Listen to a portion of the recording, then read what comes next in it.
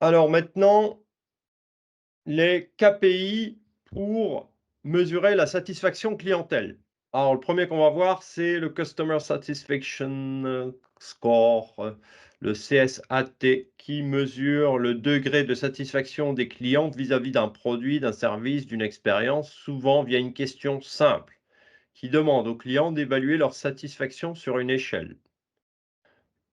Un exemple, à sa création en 1999, Zappos a rapidement compris que pour se distinguer, il devait offrir plus que de simples produits. Il devait créer une expérience inoubliable pour chaque client. La vision était claire, faire de Zappos la meilleure entreprise de service au monde.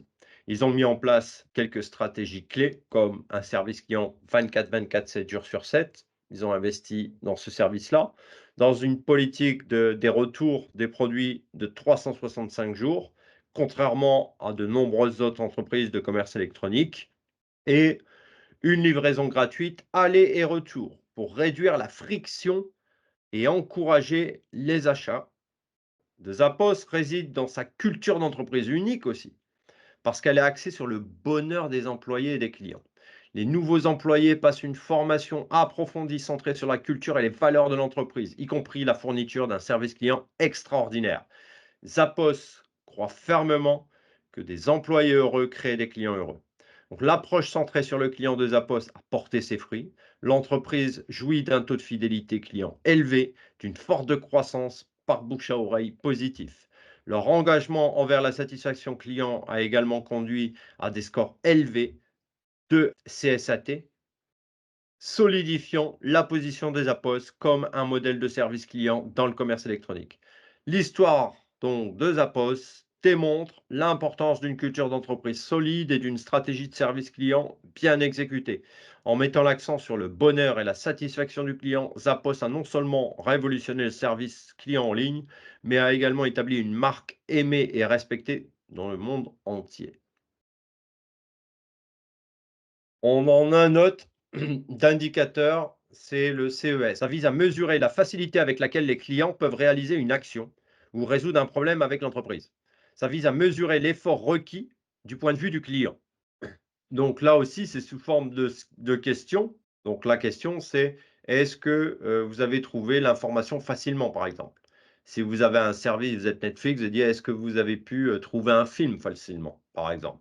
Ou est-ce que vous avez pu lancer un film facilement? Bref, vous testez les fonctionnalités et vous prenez le nombre de gens satisfaits divisé par le nombre de gens total, et vous avez votre score de Customer Effort. Donc, par exemple, vous avez Slack, qui est une plateforme de communication collaborative qui permet aux équipes de communiquer et de partager des fichiers. En 2018, l'entreprise souhaite améliorer son CES. Donc, le CES moyen de Slack était de 3. L'entreprise souhaitait le réduire à 2. Slack a décidé de simplifier son interface utilisateur et de rendre la navigation plus intuitive. L'entreprise a également mis en place un certain nombre d'initiatives, notamment la création d'un centre d'aide pour les tutoriels et les guides qu'ils avaient rédigés. Ils ont mis en place un chatbot pour répondre aux questions fréquentes et ils ont amélioré le processus du support client. Les initiatives de Slack fut un succès, le CES de l'entreprise a été amélioré. Ensuite, on a le NPS, le Net Promoter Score. Donc ça va calculer la probabilité que les clients recommandent votre entreprise. C'est basé sur une échelle de 0 à 10. Les scores sont utilisés pour catégoriser les clients en promoteurs, en vert, s'ils votent 9 ou 10, en passif, en bleu, 7 ou 8, ou en détracteur, s'ils votent de 1 à 6.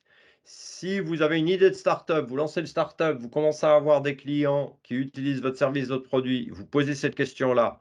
Si vous êtes dans le vert, c'est que vous allez dans la bonne direction, vous avez du product market fit, vous avez un bon produit qui se vend. Si vous êtes dans le rouge, vous n'allez pas devenir une billion dollar compagnie. C'est aussi simple que ça.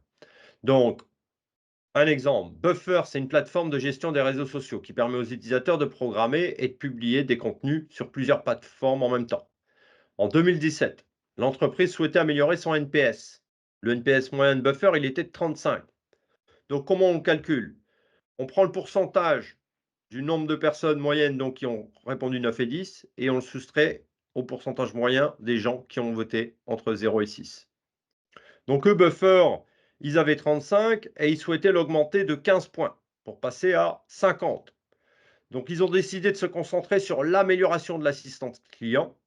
L'entreprise a mis en place des initiatives comme l'embauche de nouveaux agents d'assistance pour le support, la mise en place d'un chatbot pour répondre aux questions fréquentes et la création d'une base de connaissances accessible pour les clients. Résultat, gros succès, l'NPS a augmenté de 15 points en un an.